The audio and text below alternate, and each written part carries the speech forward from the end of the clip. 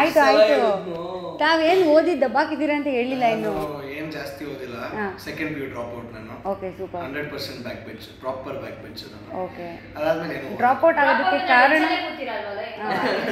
Back bencher ಆಗಿದ್ದೆ ಇಲ್ಲ ಇದು ಡ್ರಾಪ್ ಔಟ್ ಅಂದ್ರೆ ಹೆಂಗ್ ಗೊತ್ತಾ ಇದು ಒಂಥರ ಕಿಕ್ ಔಟ್ ತರ ಕಾಟ ತಡಿಲಾರ್ದಿಲ್ಲ ಅವರೇ ಓಡಿಸ್ಬಿಟ್ಟಿರ್ತಾರೆ ಇಲ್ಲ ಮೇಡಮ್ ನಾನು ನಿಷ್ಠೆಯಿಂದ ಡ್ರಾಪ್ ಔಟ್ ಆಗಿದ್ದೀನಿ ಸ್ವಂತ ಇಚ್ಛೆಯಿಂದ ಎಕ್ಸಾಮ್ ಬರೋದ್ರೆ ಫೇಲ್ ಅಂತ ಬರುತ್ತೆ ನಮ್ಮ ಕಡೆಯಿಂದ ಒಂದು ಕಿಚ್ಚನ ಚಪ್ಪಾಳೆ ತರ ನಮ್ಮೆಲ್ರದ್ದು ಒಂದು ಚಪ್ಪಾಳೆ ಸಾಧನೆ ತೋರಿದ ನಿಮಗೆಲ್ಲ ಪರವಾಗಿಲ್ಲ ಬಿಡಿ ಡ್ರಾಪ್ ಔಟ್ ಆಗಿರೋರೆ ಏನೋ ಒಂದು ಅಚೀವ್ ಮಾಡಿ ದಬ್ಬಾಗಿರ್ತಾರೆ ಜೀವನದಲ್ಲಿ so you will also do it owner Saint Joseph ಅಲ್ಲಿ ಬೆಲ್ ಹೊಡಿತೀರಾ ಬಿಲ್ ಗೇಟ್ಸ್ ಅಲ್ಲಿ ಹೇಳ್ತಿರೋದು ನೀನು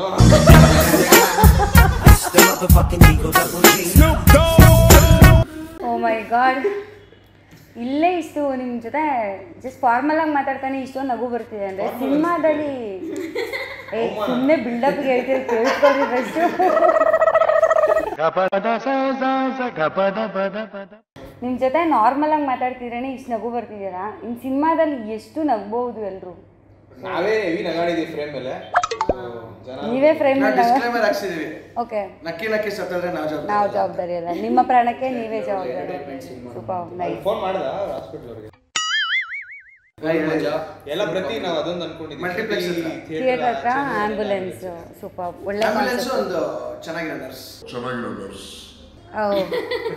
ಅದು ಒಂದು ಇಂಪಾರ್ಟೆಂಟ್ ಪಾಯಿಂಟ್ ನೈಸ್ ಡಾಕ್ಟರ್ ಕೊಡೋ ಟ್ರೀಟ್ಮೆಂಟ್ ಇಂದ ಎದೊಳ್ಳಿಲ್ಲ ಈಗ ಅಕಸ್ಮಾತ್ ಎಲ್ಲರೂ ಒಂದು 10-20 ಜನ ಬಂದ್ಬಿಡ್ತಾರೆ ನಕ್ಕು ಸುಸ್ತಾಗಿ ಸುಣ್ಣ ಆಗಿ ಈಚೆ ಬರ್ತಾರೆ ಅನ್ಕೊಳ್ಳಿ ಒಬ್ಬರೇ ನರ್ಸ್ ಇರ್ತಾರೆ ಒಂದೇ ಆಂಬ್ಯುಲೆನ್ಸ್ ಇರುತ್ತೆ ಅವಾಗ ಏನು ಮಾಡ್ತೀರಾ ಎಲ್ಲರೂ ನರ್ಸ್ ನೋಡಿ ಬಿದೋಗಕ್ಕೆ ಸ್ಟಾರ್ಟ್ ಮಾಡಿದ್ರೆ ಅವರೆಲ್ಲರೂ ಹುಡುಗರಾಗಿದ್ರೆ ಏನು ಪ್ರಾಬ್ಲಮ್ ಇಲ್ಲ ಎಲ್ಲರೂ ಹುಡುಗರೇ ಅದೇ ಐಡಿಯಾ ಮ್ಯಾಮ್ ನಾನು ಮೂವಿ ನೋಡಿ ಬಿಡೋಳಿಲ್ಲ ಅದು ನರ್ಸ್ ನೋಡಾದ್ರೂ ಬಿದೋಗ್ಲಿಲ್ಲ ಹಾರಿಬಲ್ ಗೈಸ್ ಸರಿ ಇವಾಗ ಇನ್ನೊಂದು ಈ ಸಿನಿಮಾ ಸ್ವಲ್ಪ ಸೀರಿಯಸ್ ಆಗಿ ಮಾತಾಡೋಣ ಇವಾಗ ಆಯ್ತಾ ಈ ಸಿನಿಮಾ ಎಲ್ಲೋ ಒಂದು ಕಡೆ ರಾಜಶೇಖರ್ ಸರ್ದು ನಿಜ ಜೀವನದ ಕತೆ ಅಂತ ಕೇಳ್ಬಿಟ್ಟೆ ನಿಜಾನ ಜೀವನದ ಕತೆ ಅಲ್ಲ ರಾಜಶೇಖರ್ ಸರ್ನೇ ಕೇಳ್ಬೇಕು ನಿಜ ಜೀವನದಿಂದ ಪ್ರೇರಿತರಾಗಿ ಬಂದ ಒಂದು ಕತೆ ಓ ಅಂದ್ರೆ ಅವರು ಒಂದು ಸ್ಟೋರಿ ಮಾಡಿ ಇಟ್ಕೊಂಡಿದ್ರು ಬೌಂಡೆಡ್ ಸ್ಕ್ರಿಪ್ಟ್ ಬಟ್ ನಾವೆಲ್ಲ ಇನ್ವಾಲ್ವ್ ಆಗಿ ನಮಗೂ ಸ್ಟೋರಿ ನಮ್ದು ಲೈಫ್ ಸ್ಟೋರೀಸ್ ಕೇಳಿ ಸೊ ಅವ್ರ ಜನರೇಷನ್ ಕಾಲೇಜ್ ಸ್ಟೋರಿ ಬರ್ದಿದ್ರು ಸ್ವಲ್ಪ ಅಪ್ಗ್ರೇಡ್ ವರ್ಷನ್ ಅಂತ ಯಾವ್ದಾದ್ರು ಅನಿಸ್ತು ಯಾವ್ದು ರಿಲೇಟ್ ಆಗಲ್ಲ ಈಗಿನವ್ರಿಗೆ ಅಂತ ಅದು ಇದೆ ಸರ್ ತುಂಬಾ ಇದೆ 50% ಅವ್ರದಾದ್ರೆ ಇನ್ನೊಂದು 50% ಈಗಿಂದ ಆ್ಯಡ್ ಮಾಡೋಣ ಎನಿವೆ ನೀವಂತೂ ಇಷ್ಟೆಲ್ಲ ಕ್ವಾಟ್ಲೆ ಮಾಡಿರ್ತೀರಾ ನಾನು ಟ್ರೈಲರ್ ನೋಡಿದೆ ಆ ಸಾಂಗ್ಸ್ ನೋಡಿದೆ ಅದರಲ್ಲಿರೋ ಕೋತಿ ಅವತಾರಗಳೆಲ್ಲ ಡೆಫಿನೆಟ್ಲಿ ಆಡಿರ್ತೀರಾ ಗೊತ್ತು ಬಟ್ ಸರ್ದು ಇರುತ್ತಲ್ಲ ಒಂದಷ್ಟು ಸೊ ಪಾಪ ಅವರು ಕಾಲೇಜ್ ಲೈಫಲ್ಲಿ ತುಂಬ ಇಷ್ಟೇ ಡೀಸೆಂಟ್ ಆಗಿದ್ರೇನೋ ನಿಮ್ಮ ಸಾಂಗ್ ಇದೆಯಲ್ಲ ಅಷ್ಟೇ ಡೀಸೆಂಟ್ ಆಗಿದ್ರೇನೋ ಇಲ್ಲ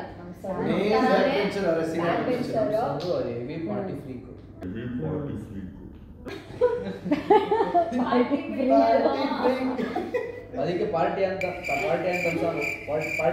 ನನ್ಗೆ ಬಂದಿರೋದು ಅದಕ್ಕೆ ಅಲ್ಲೇ ಹೇಳಕ್ ಬರ್ತಾ ಇದೆ ರಾತ್ರಿ ಎಷ್ಟು ಪಾರ್ಟಿ ಆಗಿದೆ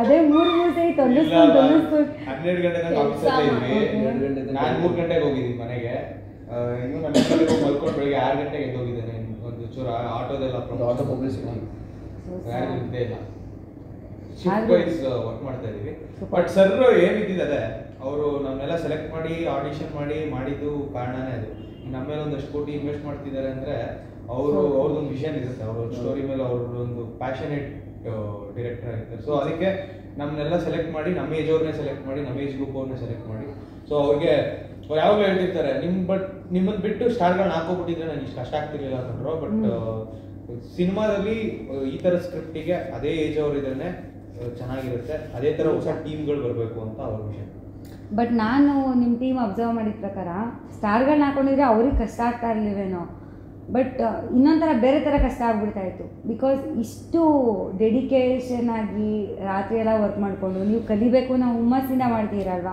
ಸೊ ಅದನ್ನ ನೋಡಿ ನಂಗೆ ಇನ್ನೂ ಸಿಕ್ಕಾಪಟ್ಟೆ ಖುಷಿ ಆಯಿತು. ಆಲ್ರೆಡಿ ತುಂಬ ಕಲ್ತಿದ್ದೀರ ಅನ್ಸುತ್ತಲ್ವ, ಡೈರೆಕ್ಷನಿಂದ ಹಿಡಿದು ಸ್ಕ್ರಿಪ್ಟಿಂದ ಹಿಡಿದು ಕಾಸ್ಟ್ಯೂಮ್ಸು ಪ್ರಾಪರ್ಟೀಸು ಎಲ್ಲ ಕಲ್ತ್ಬಿಟ್ಟಿದ್ದೀರಾ. ನಾವು ಫ್ರೇಮ್ ಮೇಲೆ ನೋಡಿದಾಗ ಅಷ್ಟೇ ನಾವು ಆಕ್ಟರ್ ಮಾಡಿ ಅಂತ ಅನ್ಸುತ್ತೆ. ಅಲ್ಲಿ ತನಕ ನಿಜವಾಗ್ಲೂ ನಮ್ಗೆ ಆ ಫೀಲೇ ಇಲ್ಲ.